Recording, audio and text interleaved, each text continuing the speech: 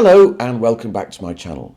Now, it used to be a tradition on this channel that every time I reached a significant milestone in terms of subscriptions, I would always do a silly video, and I've sort of let that lapse. Well, I've recently reached 2,650. Thank you so much for your continued support. I'm really enjoying it, thank you. So I thought I'd do a daft video today. And what I'm going to do is, I'm going to count down the 12 actors I'd most like to have dinner with.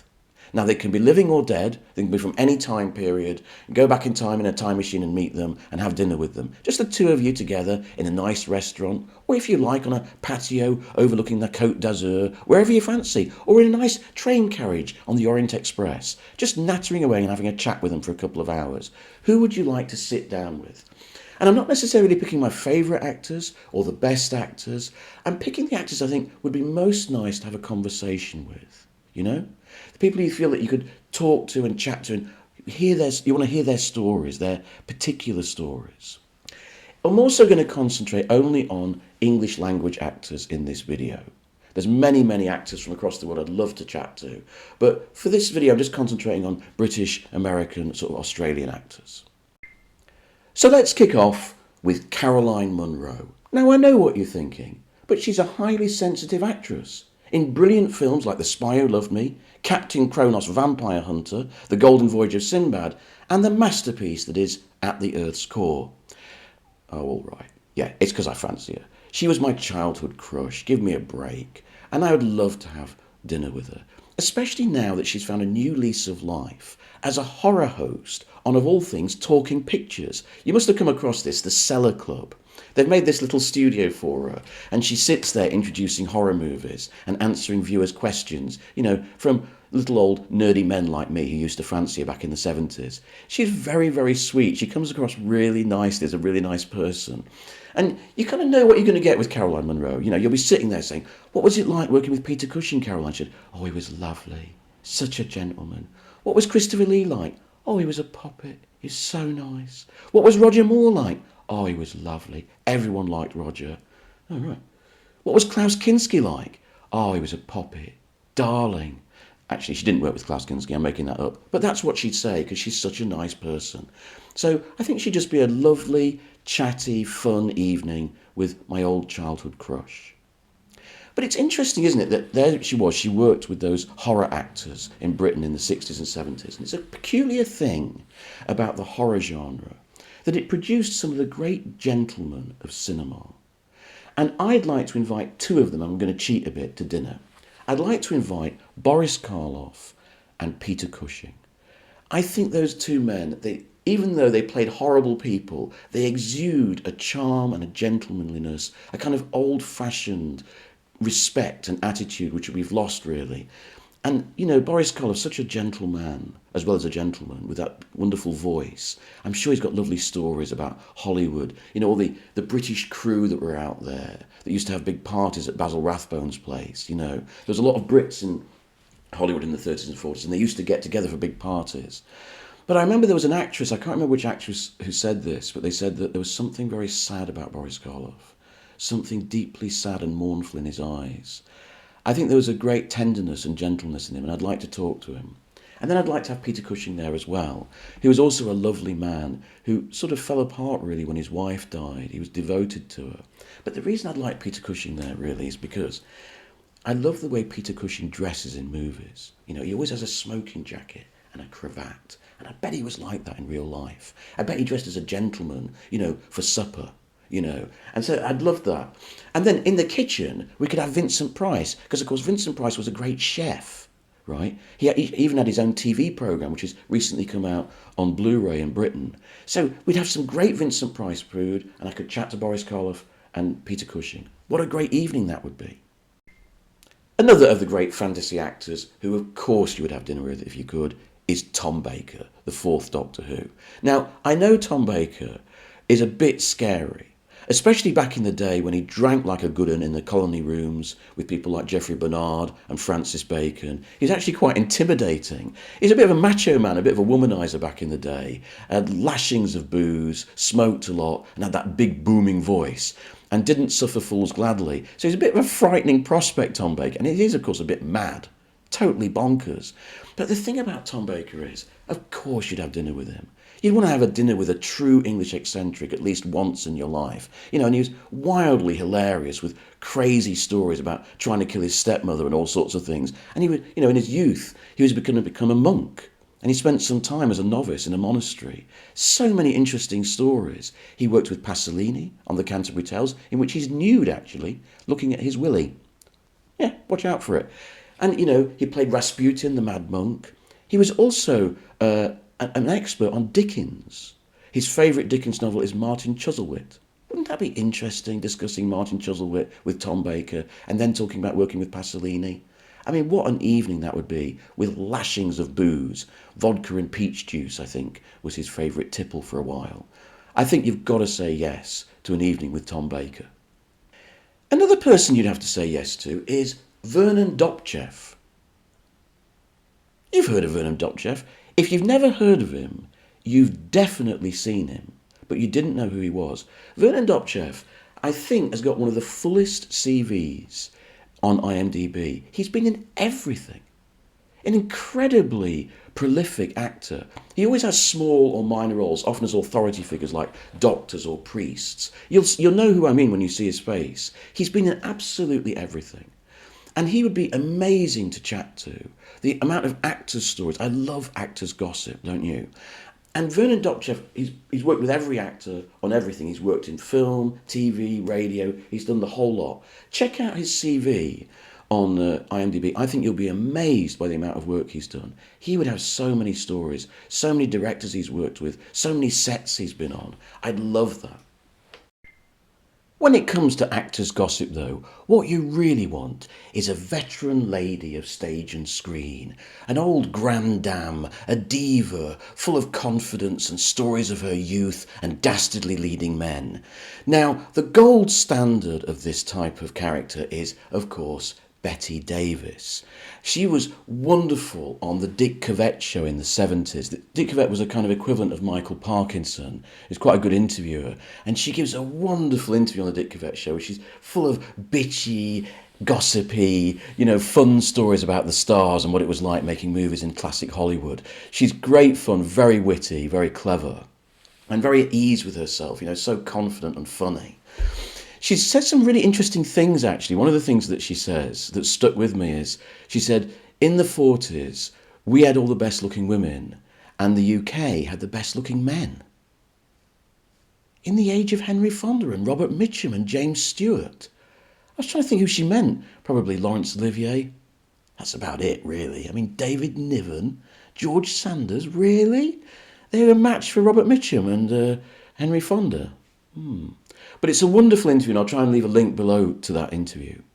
But I'd like to pull a lady out of obscurity, an actress out of obscurity who's probably not so well remembered. Someone like Joan Hickson, for example, who for British viewers was the definitive Miss Marple, I think, in the 1980s on television. Wonderful face, wonderful piercing, intelligent eyes. I bet she's got lots of stories. But for my absolute favourite choice, I'm going to pick out an actress who you've probably never heard of, very obscure these days, but a wonderful dotty eccentric from the old days of British acting, often appeared in bit parts in TV and films, and she's called Sylvia Coleridge. Some of you may know her from the Doctor Who episode The Seeds of Doom. I bet she had some wonderful stories. I bet she was great fun to sit around a table and natter. I bet she met Olivier and Rafe Richardson, and Alec Guinness, and had good stories about them. I'd love to spend some time with her just listening to her stories. Another actress who I'd like to listen to is Valerie Hobson. That name conjure anything to you? Valerie Hobson was a great beauty and star in British cinema at the end of the 1930s and early 1940s. She appeared in two early Michael Palin and Emmerich Pressburger films, The Spy in Black and Contraband with Conrad Veidt. Reason enough to chat to her, I think, find out what it was like working with them at the very early stages of their career. She was a rather gaunt, very slim, but very beautiful woman. And she had this promising career ahead of her. But then something happened. She married an MP, John Profumo. Maybe that name means something to you. John Profumo was, of course, the MP at the centre of one of the biggest political scandals in British history. It was found that he was having an affair with a 19-year-old prostitute called Christine Keeler, and among her other clients was a Soviet naval officer, and this was felt to be a major threat to British security. And Valerie Hobson was his wife. She was that wife who had to stand there in front of the cameras and support her husband. You know that business? How fascinating that story is. Going from a great beauty, a great star of the British screen, a great actress, I think, you know, very sharp and witty, you know, and debonair, to being the wife at the centre of this incredible scandal. What a story she would have to tell. I'd love to hear it. I'd love to have dinner with Valerie Hobson. Talking of Michael Powell, one of the major actors in Michael Powell films is Roger Livesey. Yet I don't think I've ever read or seen an interview with him.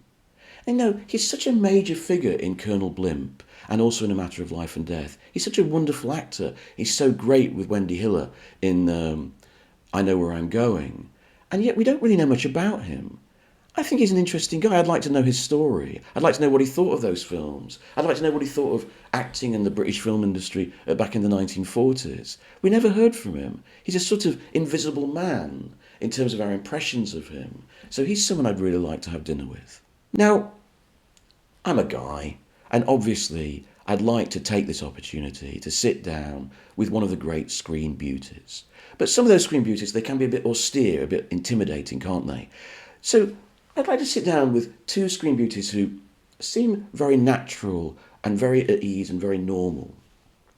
They are Julie Christie and Jacqueline Bisset. Wouldn't it be lovely to sit down with Julie Christie and Jacqueline Bisset? There you are, you might sit at some lovely cafe looking out over the sea, some yachts bobbing in the water, and then you look back and there's Jackie with those lovely blue eyes. I'd be remembering her in, you know, The Deep, the Mephisto waltz with Alan Alda, where she calls on the devil. She's sort of kneeling naked in a hospital room, calling on the devil. Cripes. Still, you know, very elegant and beautiful in every movie she's in.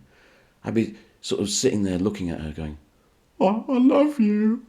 And then lovely Julie Christie with those beautiful, sad, mournful eyes from Dr. Zhivago and Far From the Madding Crowd. And then actually good films like Don't Look Now and Petulia. Ah, what a joyful dinner that would be. You have to just indulge me there. But there's a different kind of dinner that I'd like to have with a different kind of female star. Diane Keaton. I really, really love Diane Keaton. For me, she's the ideal actress. She's so witty and intelligent and funny. You sense that being around her, the conversation would be rich, there'd be lots of laughs. She'd be a really good companion. I particularly like to go back to the Diane Keaton in Woody Allen's film Manhattan. And there's a scene at the end. She's with the guy she's been going out with a married man and now he's rejected her for someone else. And she rails at him on this dinner.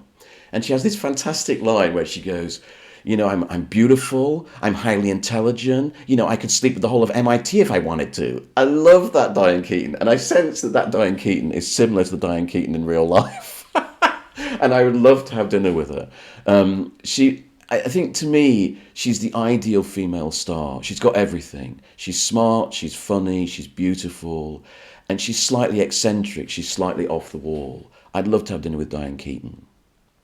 Amongst male stars, my male crush, I suppose, is James Stewart. James Stewart was such a wonderful storyteller. If you've ever seen him in an interview, his anecdotes are fantastic. He's got that wonderful southern drawl, you know. He's got, you know, that wonderful gentlemanliness. Also about James Stewart, I mean, probably my favourite screen actor. But the other thing that I'm fascinated about is, of course, that he was very, very right-wing. He was a war hero in the Second World War, and he was so right-wing that he and Henry Fonda came to blows. They had a fight. And then, and this is wonderful, they agreed not to talk about politics for the rest of their career, and they remained great friends. That's the kind of world we've lost, my friends, where two men could agree to disagree and understand each other's differences and respect them. I'd love to talk about James Stewart, about all those things. I'd love to talk, you know, working with John Ford and Alfred Hitchcock and Anthony Mann. I'd like to talk to him about the war. I'd like to talk to him about his politics. And I'd like to hear his funny anecdotes. I think that would be a fantastic evening. And then there is that other James, James Mason. For me, he epitomises grace intelligence, sophistication, that magnificent voice, but also a raw emotion, but it's always true and sort of honest, even when he's a villain somehow. You kind of feel that you know James Mason just through his performances. And of course, he comes across as a sophisticated, posh Englishman, but he was from Yorkshire, so he's got that in his background. Also in his background is this: in the Second World War, rather, he was a conscientious objector. He refused to fight, and apparently, he said that his father refused to speak to him for the rest of his life over it. Isn't that fascinating? He had such principles that he put his life on the line there, but somehow he managed to keep going, managed to keep getting work, and then he went into the American system. So many fascinating stories he could tell. My love of James Mason is really epitomised in a little British documentary from the late 60s. It's called The London Nobody Knows, directed by Norman Cohen. Check it out, you might be able to find it on YouTube. And what it is, it was filmed at a time in London where London was being gentrified, really. The old slums and the old areas were being knocked down and converted to new flats, kind of what happened to the Docklands in the 1980s. So this guy gets a camera out and he shows these old parts of London that are crumbling and being disused and are being changed. And James Mason presents it. And Mason's real personality comes across. And there's one particularly brilliant scene which I cherish. And what they do is they go into a doss house, a soup kitchen, full of homeless people trying to get a meal. And James Mason goes and sits down with a couple of these old guys. And it's magnificently awkward, And Mason tries to hold a conversation with these two guys. And it's a real meeting of the star and the working class or underclass man. But they meet and they find common ground, and it's actually quite moving. It's kind of funny, but it's also moving. It's a world away now from when celebrities, they're so sort of trained, they're PR trained, and it would all be stage managed, and they'd all be virtue signalling. This is a real meeting of two different classes almost, and finding common humanity. And Mason's awkwardness, but also his true humanity, his humaneness comes through. It's so moving. And I'd love to have dinner with that guy. I'm sure Mason would be a fantastic man. I'm sure he could say a lot more than just about acting. I think he could say something about being a human being, about politics, about his view of everything. I love the guy. But you know who I'm going to put at number one. I mean, who would be your number one pick? Of course, Orson Welles. Orson Welles. I mean, sitting there opposite you, puffing on that big cigar, eating some delicious meal. He was a great gourmet, so you'd eat well if you were eating with Orson Welles. And then that fantastic baritone voice, thundering away about any subject. You could just sit there, couldn't you, say, Orson talk about Shakespeare, off he'd go. Talk about Democrat politics because he wanted to be a senator, off he wouldn't go. And he'd just pour out all this beautiful stuff. And in fact, the most of it would be absolutely splendid, and you'd agree with it, and you'd nod that, and you just think, this guy's so intelligent. He's got such a vast, array of knowledge and interesting things. Like, for example, in his youth, he toured Europe. He was from a wealthy background, and he toured Europe, and he met the Nazi Party in their early stages. He met Hitler, said he was the dullest man in the room. He met Churchill, became friends with Churchill. He met Roosevelt. The list of people he met and the people he knew and he worked with is extraordinary. What an extraordinary man. Then he decamped to Spain, fell in love with Spain, fell in love with bullfighting. Had some fights with John Huston and Ernest Hemingway. What a guy. Come on. Who wouldn't want to sit down with Orson Welles for a chat? And also, I like cigars, and I haven't smoked one for ages. And he knew about cigars. I mean, I wouldn't be able to smoke the ones he smoked because they're really fat. Those kind of big fat Cuban cigars, they make, my throat would ache for about 3 weeks afterwards. I prefer the sort of slimmer, sort of softer Davidoff cigars, But God, I'd love to have a dinner with Orson Welles, just to chat to him about anything at all, anything. Football, politics, he would just enthrall you just with the sound of his voice, really. So those are the 12 actors I'd like to sit down and have a chat with. I'd love to know what you think below. Are there any particular actors you'd like to really meet? Any actors you'd really like to compliment, and gush over? Let me know in the comments below. And once again, thanks for your continued subscription and support.